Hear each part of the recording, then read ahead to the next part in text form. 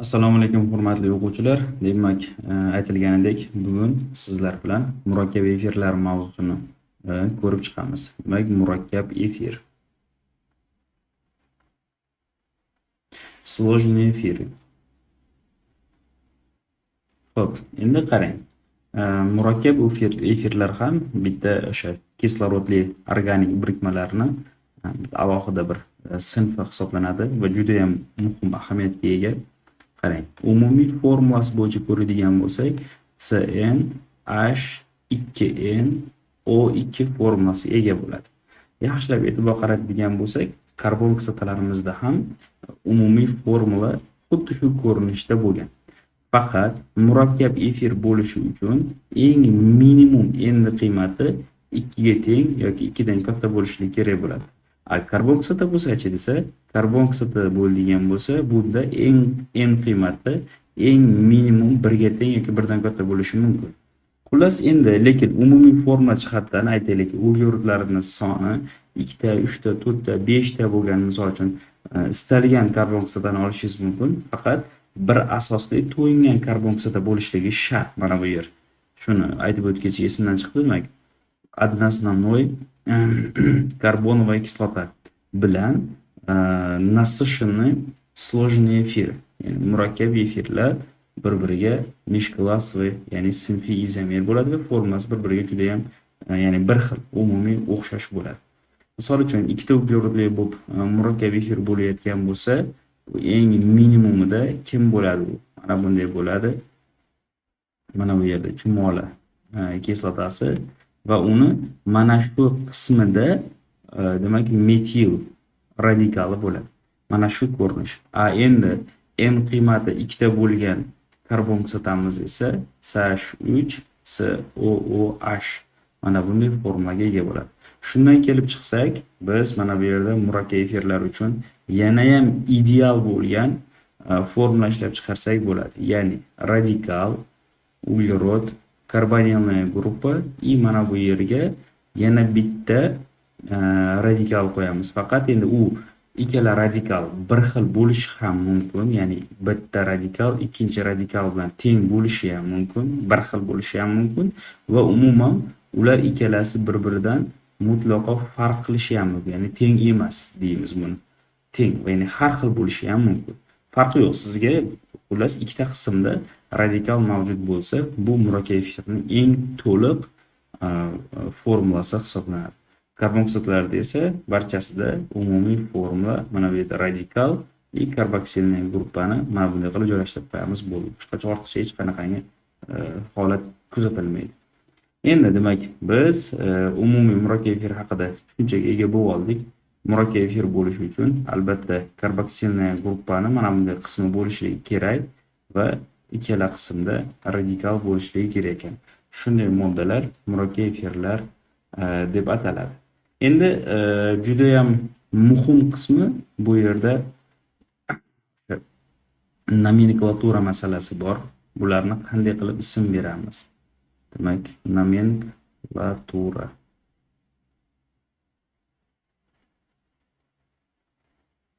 Xo'p, qarang.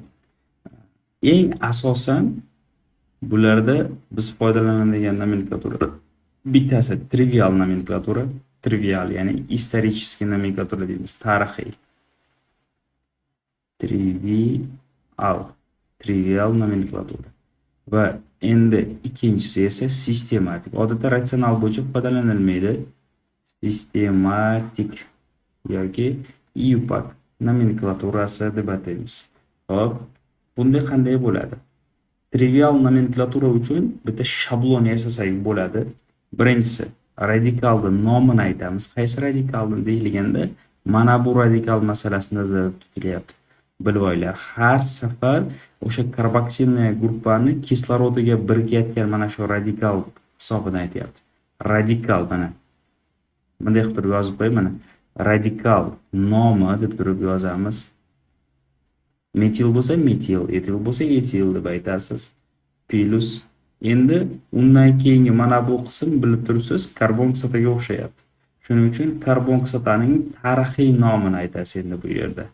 Demak, karbon kislota. tarixiy nomi,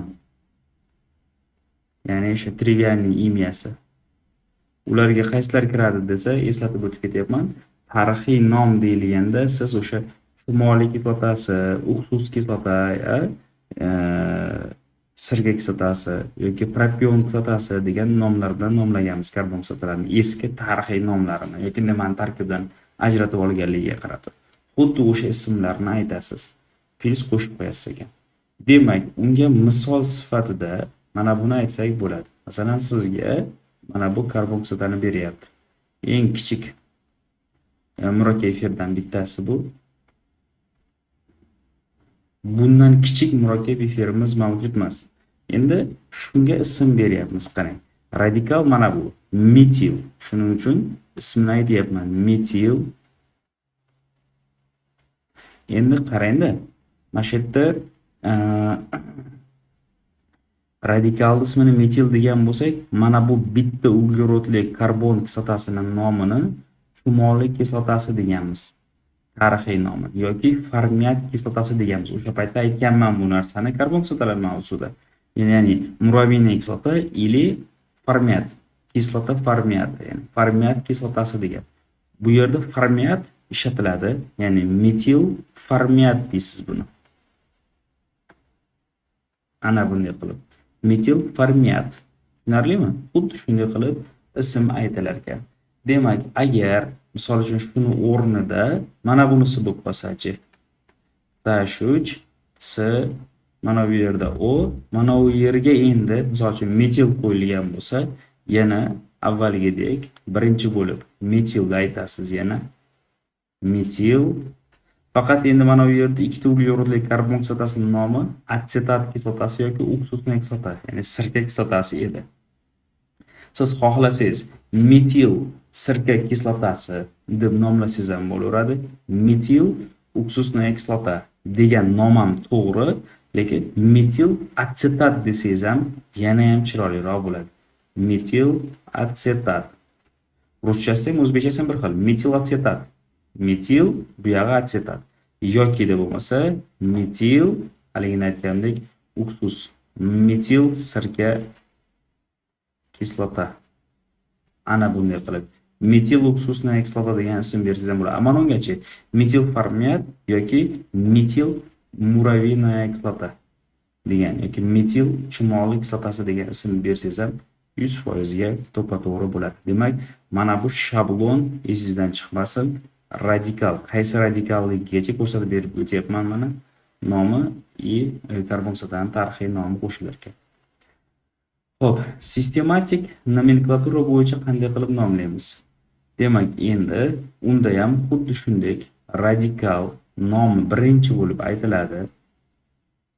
Radikal nomi plus unga qo'shimcha qilib kislota nomiga, ya'ni o'sha qaysi kislotasi bo'lgan?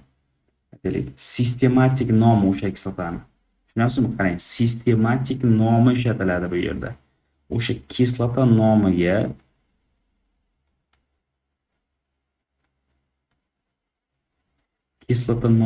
plus OAT degan qo'shimchani qo'shasiz. Demak, tushunarli? Radikal nomi plus kislota nomiga ham OAT degan qo'shimcha qo'shiladi. Ruschasida ham, o'zbekchasida ham xuddi mana shu shablon bo'yicha nomlanadi. Masalan, endi mana shu moddani biz sistematik nomenklatura bo'yicha ism berib nomlab ko'ramiz. Qarab turing. Qanday ketadi endi bu? Mana metil turibdi. Metil endi mana bu bitta uglerodli kislotasining nomini metan kislotasi deyilgan. Tushunarlimi? Metil metan OAT deysiz endi buni nomini. Metil mana radikal nomi aytilyapti. Metil va mana bu bitta uglerodli kislota metanoat. Metil metanoat. Menimcha tushunarli bo'ldi. Xo'p, endi buni nomlamoqchi bo'lsam qanday qilib nomlayman? Yana o'sha shablon radikal metil, mana bunday qilib metil, ikkita uglerodli kislotamiz etan kislotasi edi. Shuning uchun etan deb turib OAT. Metil etanoat degan e, nom berasiz. To'rttali bo'lsa metil e, butanoat degan narsani aytasiz. Tushunarlimi? Mana shunday qilib ismlar berishimiz mumkin bo'lar ekan. Menimcha bu holat tushunarli bo'ldi. Endi o'shanda yana bir narsani eslatib ta'kidlab o'tgan edim. Karbon kislota bilan bog'liq mavzu bo'lganligi uchun. Biz uchta uglerodli kislotani tarixiy nomini nima degan edik mana? CH2, COOH. Xo'p, shuni propan kislotasi deymiz. Ya'ni propanovaya kislota, propan e'tibor bering. Bu sistematik nomi. Propion kislotasi bo'lsa-chi desa, bu propion исторический imya bo'lgan, ya'ni tarixiy, trivial ism bo'lgan. Qarang, propion и propan. Tushunasizmi? Propion tarixiy bo'lib turibdi. Yana qaytarib ta'kidlab o'tyapman. Shuning uchun agar mobodo shu karbon kislotasi murakkab efir hosil qilsa, masalan C2H5 desa, siz misol uchun etil propion kislotasi desangiz, masalan, xuddi shunday yoki aytaylikki etil propionat nima degani bu desa, bu уже propion degan so'z qo'shib aytyapsiz siz. Trivialniy imya berayotgan bo'lasiz. Demak, agar buni etil propanoat degan ism bersam agar, bu sistematik nomi bo'ladi. E'tibor bering. Etil propanoat. Bu sistematik. Etil propionat desa, propionat bu tarixiy nomi bo'ladi. Bu o'sha sizni chalg'itish uchun ba'zida shunaqa savollar ham qo'yilishligi mumkin bo'ladi. Endigi navbatdagi narsa bu albatta izomeriya masalasi. Xo'p, demak izomeriyasini ham ko'rib qo'yamiz.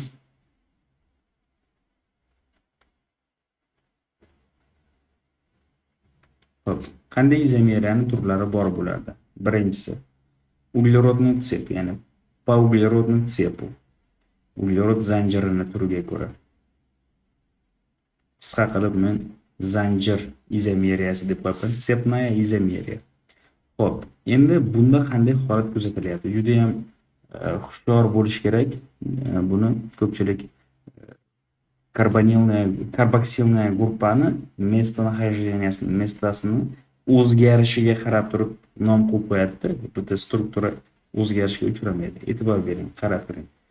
Xo'p, men aytaylikki metil butiratni strukturasini chizaman. Vodorodlarini yozib o'tirmadim. Xo'p, bu yerga metilni qo'ydik. Shu modda tasavvur qiling. Endi mana shuni men aynan mana shu qismini tarmoqlayapman. Lekin bu qism o'zgarishga uchramayapti. Mana bu karboksilniy gruppani qismi o'zgarishga uchramasligi shart. Va men mana bu yerni mana bunday qilib razvedlenniy versiyaga o'tkazib qo'yaman. Qarang. Mana bu yerda oldin normal struktura turgan bo'lsa, mana bu yerda esa razvedlenniy, ya'ni tarmoqlangan holat turibdi. Shu ikkalasi bir-biriga nisbatan tsepnaya, ya'ni zanjir izomerlari bo'ladi. Alhamdulillah. Xo'p, endi nariginisini qarang. Bu yerda karboksilniy gruppani, karbon kislota qismini tarmoqlanishini hisobiga ketdi bu yerda. Xo'p, endi tasavvur qilaylik, mana bu bo'lib qolishi mumkin. Xo'p, bu yerda mana bu qism uzun ko'rinish, ya'ni mana bunday ko'rinishi turibdi. Endi men buni sizga tarmoqlab turib, mana bunday qilib ko'rsatyapman. Qarang. Mana bunday qilib ko'rsatyapman. Ikkala modda ham bir-biriga izomer bo'laveradi. Ikkalasi ham zanjir izomerlari. Faqat zanjir izomerini hosil bo'lishida mana bu qism karbon kislota qismi, mana bu yer esa radikal qismi. Radikal qismini tarmoqlanishini hisobiga ham zanjir izomerlari chiqaveradi. Endi karbon kislotani radikalini tarmoqlanishini hisobiga ham izomerlar hosil bo'laveradi. Mana bu ham bitta izomeriyaning muhim turlari hisoblanadi. Endi funksional gruppani holatiga ko'ra, ya'ni turgan joyiga ko'ra holat izomeriyasi bor. Holat deb turib, funksional guruh.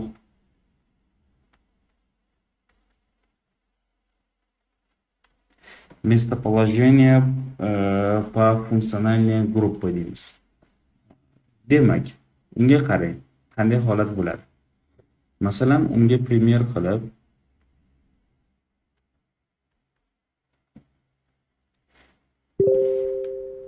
mana bu moddani yozaylik, mana.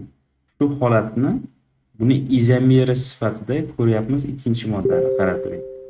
Mana bu yerda CH3 tursin.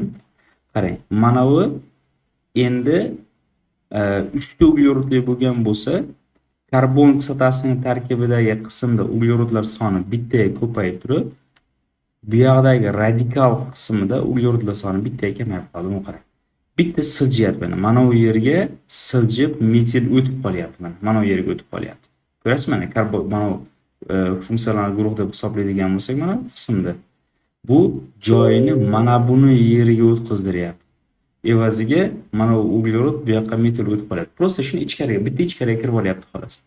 Ko'rasizmi? Shu ikkalasi funksional guruhni holat izomerlari deb atalar ekan. Bu yoqqa mana joyiga e'tibor berasiz. Bu yerda eng chekkada turibdi karboksilin guruhi, ba'zi ikkita uglerod turgan bo'lsa, endi ikkala metilni o'rtasiga, orasiga o'tyapti. Tushunarlimi? Mana shunday qilib tushunishingiz kerak. Va endi oxirgisi izomeriyaning 3-turi bu meshklassiy izomeriya. Bu haqida gaplashdik. Sinfiy izomeriya.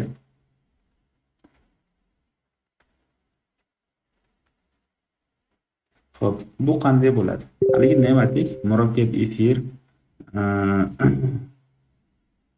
и karbon kislota. Murakkab efir va karbon kislota bir-biriga izomer bo'ladi. Buni yana qaytadan yozib, yana qaytadan tushuntirish shart emas.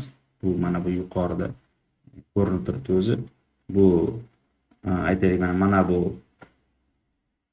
moddamiz metil uksusniy kislota bo'lgan bo'lsa, ya'ni murakkab efir bo'ladigan bo'lsa, bu prosta sirka kislotasi.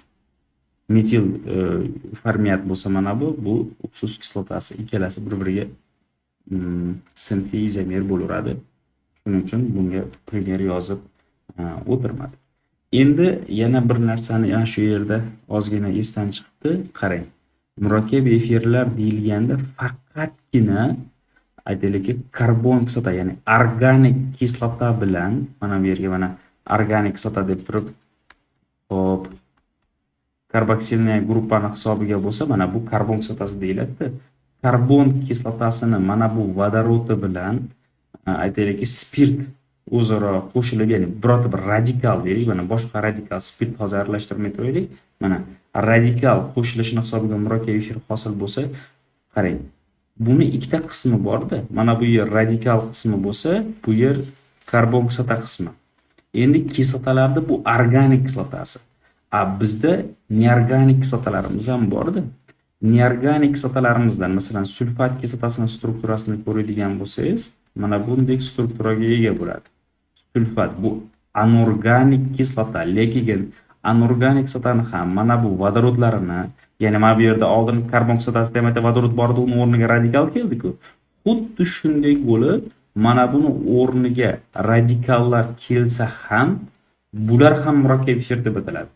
Faqat mineral kislotalarni murakkab efir. Bu karbon kislotani murakkab efir.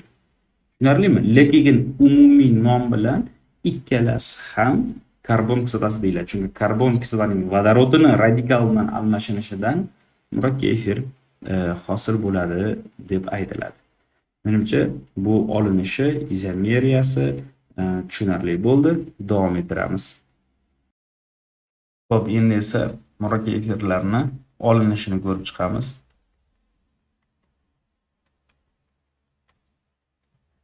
Xo'p, qanday yo'llar bilan murakkab efirlar sintez qilinadi? Birinchi yo'l bu albatta karbon kislotasi bilan spirtlarni o'zaro reaksiyasi natijasida hosil bo'ladigan usul. Buni Menshutkin degan olim kashf qilgan. Mana bu aytaylikki uksusniy kislota, ya'ni sirka kislotasi. Sirka kislotasi bilan istalgan birorta bir spirtni o'zaro reaksiyaga kirgizdirib ko'ramiz. Demak, spirtni bu tomonga qarab yozyapman, mana OH ni karbon kislota bilan karbon kislota tarafga qaratib yozyapman. Hop, aytaylik, metil spirti. Shu ikkalasining o'rtasida o'zaro reaksiya ketadi. Bu yerda juda ham ikki qulog'ingiz bilan eshitib olingki, bu narsa testlarda ham bor. Hop, OH ni kim beradi deganda karbon kislotasi beradi deysiz. Hop, vodorodni kim beradi desa spirt beradi. Odatda kislotalarning vodorodlari harakatchan bo'ladi, lekin aynan murakkab efir hosil bo'lishligida hop, karbon kislota OH bilan ishtirok etadi. Mana bu spirt esa vodorodi bilan ishtirok etadi. Buni tekshirib ko'rishgan, ya'ni qanday qilishgan? Hop, mana bu spirtni tarkibiga mana bu kislorodni 17 massali izotopini qo'yadi. Bu nishonlangan atom, ya'ni belgi qo'yilgan, atmetka qilingan atom deb ataladi. Shu 17 izotop ikkalasining o'rtasida reaksiya bo'lganda murakkab efir hosil bo'lib, qarab turing. Mana bu yerda kislorod, bu yerda mana bunday bo'lib turib metil kelib qoladi, qarang. Bitta kislorod qolyapti-ku. Endi plus chiqayotgan suvni tarkibidan analiz qilib ko'rishganda, qarang, suv qayerdan chiqadi? Mana OH va vodorod bilan birga chiqyapti-ku. Mana suvni tarkibida 17 massali izotop yo'q bo'lganda, bundan guvoh bo'lishganki, agar 17 massali izotop suvning tarkibida bo'lganda edi, OH ni spirt berib, vodorodni kislota bergan. O'shanda bundan vodorod, bundan OH bo'lib turib suv chiqqan, suv tarkibida 17 massali izotop bo'ladi degan xulosaga kelishardi. Yo'q, unday bo'lmadi. Ya'ni mana shunday reaksiya bo'lishligi isbotlandi. Shuning uchun buni o'rgangan odam Menshutkin deb ataladi. Qarang. Menshutkin reaksiyasi eng mashhur murakkab efirlarni sintez qilish usuli hisoblanadi. Bu reaksiyada, demak, sulfat kislota xuddiki reaksiyani boshqaruvchi upravляющий vazifasini bajaradi. Chunki nimaga? Sulfat kislota kuchli gigroskopik modda bo'lganligi uchun mana bu hosil bo'lgan suvni o'ziga shimib turadi. Sulfat kislotasi. Shuni hisobiga doimiy muvozanat o'ngga surilib, ko'proq mahsulot hosil bo'ladi. Ya'ni suvni yo'qotib qo'ysangiz, yo'qotilgan suvning o'rnini tiklash uchun reaksiya chapdan o'ngga qarab harakatlanaveradi. Xuddi haligi Le Chatelier prinsipiga o'xshab. Shu narsa esdan chiqmasinki, aynan juda muhim ma'lumotlar testlarda bu narsalar bor. Xo'p, endi ikkinchi olinish usulimiz. Xo'p, karbon kislotalarining tuzlari bor. Yana mana shu sirka kislotasini, kumushli tuzini olamiz. Endi qarang, nima uchun kumushli tuzi? Chunki hozir keyingi qo'shadigan moddamiz o'sha kumush bilan cho'kma hosil qiladi. Mana qarang. Kumush xlorid, galogenalkan bu. Nima? Metil xlorid. Endi qarang. Mana bu serebro xlor bilan birikib, xlorid serebro hosil qilganligi uchun idish tagiga shuna asadik bo'lib, tayyor o'zi ajrab beryapti. Undan keyingi qism, ya'ni qolgan qism tepada murakkab efir bo'lib ajralib qolyapti mana. Ko'rasizmi? Juda ham oson ajraladi. Filtrlanadi, bo'ldi. Cho'kma pastda qolsa, tepada murakkab efir qolaveradi. Mana shu yo'l bilan ham sintez qilinadi. Xo'p, endi bu ikkinchi olinish usuli. Xo'p, uchinchi olinish usulimiz qanaqa? Unaqa o'zi ko'p emas. Uchinchi olinish usuliga keladigan bo'lsak, bu xlor angidridlar bor. E'tibor bering. Xlor angidrid deb. Angidrid deyilganda nima edi desa, karbon kislota nima bu yerda OH bor edi. Shu OH ni o'rniga xlor kelib qolsa, xlor angidrid degan nom oladi bu modda. Shu xlor angidridga biz birorta bir spirtni tuzi, natriyli tuzini qo'shaylik. Masalan uchun natriy alkogolat. Masalan uchun mana shuni alkogolat deymiz, bilasizmi? Spirtlarni metallar bilan hosil qilgan birikmalari alkogolatlar deb ataladi. Endi shunda natriy xlorni o'zi bilan olib chiqib ketadi. Natriy xlorid bo'ladi. Evaziga mana bu metil kislorod bilan birgalikda mana shu xlorning o'rniga kelib joylashadi. Demak, CH3 mana bu yerga bo'linib turibdi, mana CH3 qilib hosil qilamiz. Ya'ni mana shu usul bilan ham murakkab efirlarni sintez qilishimiz mumkin bo'lar ekan. Xo'p, endi to'rtinchi olinish usulimiz qanday bo'ladi?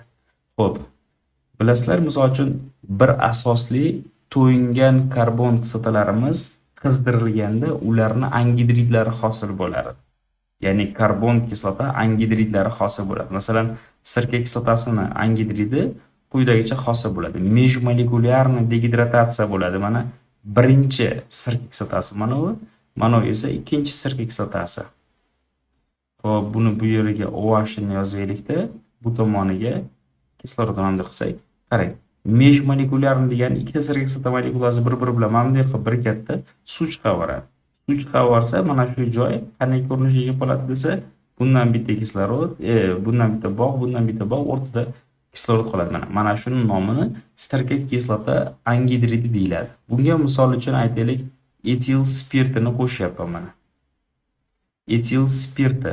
Spirt qo'shilganda nima hodisa kuzatiladi? Qarab turing. Mana bu spirtni vodorodi mana unga kelib shunda qo'shilsa, bu o'zi OH ga aylanib qoladi. Tepa qismda yozyapman mana.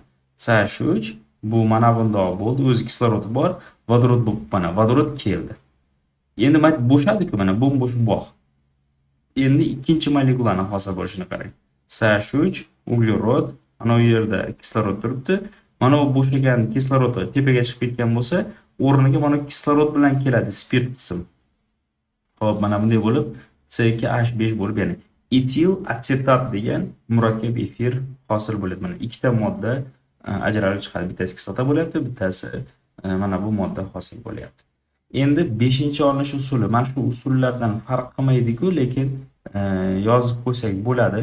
Bizda endi 3 atomli spirtlarimiz bor. Masalan, glitserin degan moddamiz bor. Qarang. Xo'p, glitserin. Mana shu glitseringa ham birorta bir kislota ta'sir ettirsak, masalan aytaylikki, mana bu yerda C17H35 COOH degan modda bor. Ya'ni bu stearin kislotasi. Biz buni karbon kislotalari mavzusida o'tganmiz, bilasiz. Stearin kislotasi bilan mana bu yerda yangicha bir modda. Ya'ni yangicha desa bo'lmaydi, avvalgilaridaqa modda, lekin bu ko'rinish murakkabroq tuzilishga ega bo'ladi. Qarang. Mana bu karboksilning karboksilniy guruhi qismi C17H35. Xuddi shunaqadan 3 ta. Har bitta OH ning hisobiga murakkab efir hosil bo'ladi bu yerda.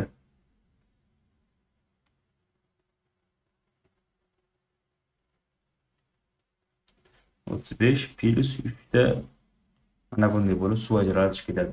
Agar glitserin bilan molekulyarniy karbonoviy kislotalar birgalikda mana bunaqangi murakkab efir hosil qilsa, bu ham murakkab efir, bularni oddiy so'z bilan yog'lar deb ataymiz. Ya'ni jiri. Yog'larni formulasi shu. Misol uchun hozir bu qattiq yog', ya'ni qo'y yog'i, mol yog'i, mana shunaqa yog'larni qattiq yog'lar deymiz. Mana shu qattiq yog'. Agar mana shu stearinni o'rniga bilsalaringiz, olein degan kislotamiz bo'lardi. Nenasishini. Ular bo'lsa o'simliklarning yog'lari kelib chiqadi. Yog'lar, o'rtoqlar, murakkab efir hisoblanadi. Biz murakkab efirlarni siz bilan uje ko'ryapmiz. Tushunasizmi? Xuddi shu murakkab efirlarda faqat karbon kislota yirikroq bo'ladi. Bitta qism etil spirti yoki metil spirt emas. Spirt faqat 3 atomli spirt bo'ladi. Tushunarlimi? Shularni demak olib aytasiz. Xo'p, demak, olinish usullari mana shulardan iborat xolos, o'zi ko'p emas. Bularni yodlaymiz, o'rganamiz. Endigi navbatda murakkab efirlarni fizik va kimyoviy xossalarini ko'rib chiqamiz. Bu ham o'ta muhim qismi. Qarang, testlarda eng muhim tushadigan joyi, bilasizlar, murakkab efirlar uchuvchan moddalar bo'lganligi uchun hid beradi. Barcha deyarli atirlar, boshqa o'sha hid beruvchi vositalar odatda ko'proq murakkab efirlardan tayyorlanadi. Endi qarang, siz bu narsalarni yodlaysiz. Nok o'sha mevasini hidini beruvchi modda izopentil asetat deysiz. Misol uchun so'ralganda aytasiz. Hammasiniki ananas hidli moddani ham yozib qo'ydim. Olcha hidi beradigan moddani ham. Rom bu ichimlik, bu spirtnoy ichimlik. Mana shuni hidini beruvchi modda. Cho'mol kislotasining etil efiri, etil format deyapti. Banan mevasini hidini beruvchi, o'rik hidini beradigan, olma hidini beruvchi moddalar hammasini mana bu yerda yozib qo'yganman. Bu ma'lumotlar shu bizning darsliklarimizda yozilgan, yodlab olasiz. Xo'p, endi qolgan fizik xossalarini esa kitobdan ham bemalol o'qib olsa bo'ladi. Men buni o'sha o'zimizning yangi darsliklarimiz, tirkash va absonatlarda bor ma'lumotlarni o'zaro birlashtirib sizga yaxlit bitta formaga kelgizdirib qo'yganman. Tayyor, qiynalmaysiz, yodlab olsangiz bo'ldi. Xo'p, endigi navbat bularning kimyoviy xossalari. Xo'p, murakkab efirlarning eng muhim kimyoviy xossasi bu ularning gidroliz reaksiyasi hisoblanadi. Gidroliz. Xo'p, gidroliz bo'lishlikni 3 xil muhitda amalga oshirish mumkin. Ya'ni murakkab efirni 3 xil holatda gidroliz qilish mumkin ekan. Buni birinchisi suv bilan neytral muhitda gidroliz qilishimiz mumkin. Endi hammasida ham suv ishtirok etadi, faqat suvning tarkibida keyingi qo'shimcha moddalarning mavjudligiga qarab gidroliz bo'lish jarayoni, demak, unumdorligi o'zgaradi. Xo'p, endi demak, agar siz murakkab efirni umuman любой xohlagan murakkab efiringizni gidroliz qiladigan bo'lsangiz, o'zi aslida nimalar chiqadi? Xo'p, shu yerda bo'ladigan bo'lsa, mana suv bilan gidroliz qiladigan bo'lasiz. Demak, unda chiqyapti karbon kislotasi va spirt hosil bo'ladi. Bilib olinglar, har doim karbon kislotasi va spirt chiqadi.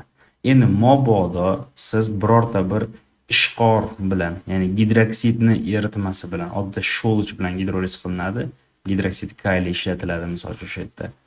Xo'p, bunday bo'lsa nima bo'ladi? Gidroksid kaliy ishlatmoqchi bo'lsangiz, unda karbon kislotasini kaliyli tuzi chiqadi, plus yana baribir spirt hosil bo'laveradi. Spirt baribir chiqadi har qanday holatda.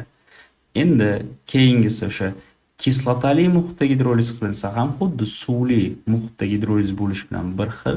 Ikkalasining nima o'xshashi bor desa, siz kislota yordamida yoki suv, oddiy suv bilan neytral muhitda gidroliz qilishligingizda reaksiya qaytar bo'ladi. Ya'ni ma'lum vaqtdan keyin gidroliz jarayoni xuddiki to'xtab qolganga o'xshaydi. Tushunyapsizmi? Ya'ni jarayonda hosil bo'lgan mahsulotlar yana qaytadan avvalgi mahsulotlarni hosil qilishni boshlaveradi. Lekin siz ishqoriy muhitda gidroliz qilsangiz, agar shunday bo'ladigan bo'lsa, reaksiya oxirigacha boradi va reaksiya hech qachon qaytarib bo'lmaydi. Chunki bu yerda tuz va kislota nima chiqyapti? Spirt hosil bo'lyapti. Shuning uchun odatda biz ko'proq ishqoriy muhit bilan murakkab efirlarni gidroliz qilamiz. Murakkab efirni ishqoriy muhitda gidroliz qilish jarayoni bu nima deb ataladi desa, sovunlanish deb ataladi. Amileniya deyiladi ruschasida. Sovunlanish. Eslab qo'yinglar, bu termini nomini sovunlanish yoki amileniya. Tushunarlimi? Mana shunday qilib aytasiz. Xo'p, endi ikkinchisi yana murakkab efirlar bilan bog'liq bo'lgan reaksiyalar. Reaksiya восстановления, ya'ni qaytarilish reaksiyalari. Qanday bo'ladi qaytarilish reaksiyasi? Aytaylik, istalgan murakkab efirni oling. Misol uchun mana buni olyapmiz. Xo'p, shunisiga etil qo'yaylik, C2H5 qo'yaylik va men bunga vodorod qo'shyapman. Восстановление reaksiyasida vodorod ishtirok etadi asosan. Natijada bizda nima hosil bo'ldi?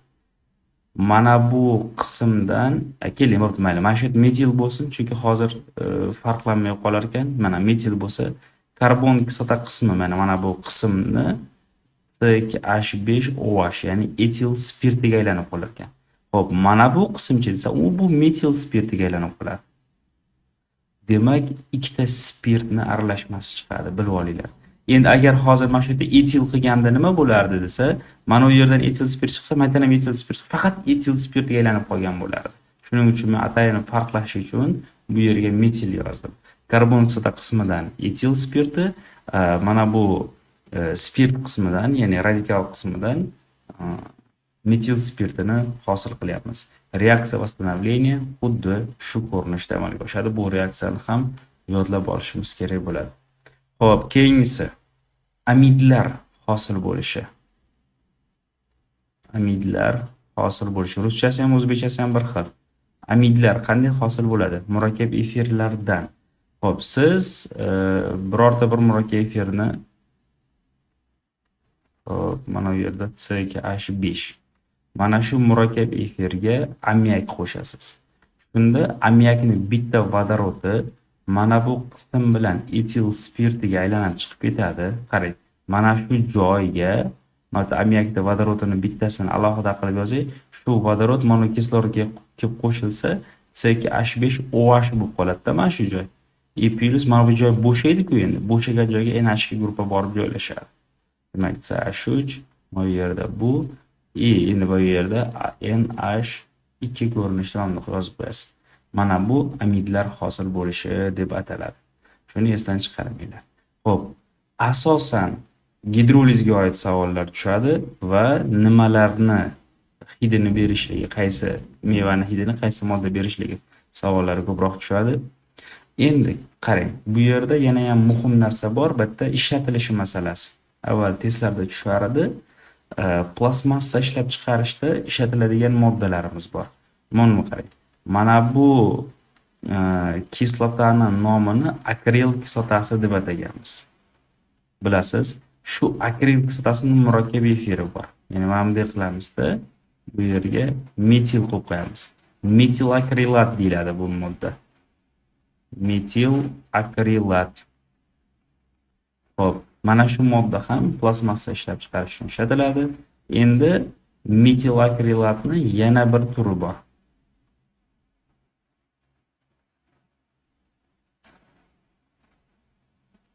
Xuddi shunday, faqat mana bu yerdagi vodorod o'rniga metil kelib qolgan. Bu metil metakrilat. Eslab qo'yinglar. Organik shisha ishlab chiqarishda ishlatiladi. Organik shisha. Eslab qo'yinglar. Organiskiy steklo. Tushunarlimi? Bu ham muhim narsa. Testlarda tushgan mana bu narsa izamil nitrit degan moddamiz bor. Kitoblarda izamil nitrat ham, nitrit ham deb qo'yilgan, nitriti to'g'ri bo'ladi. Stenokardiya degan kasallik bor. Yurak kasalliklari. Stenokardiya. Demak, bu kasallikda ishlatiladigan modda izamil nitrit.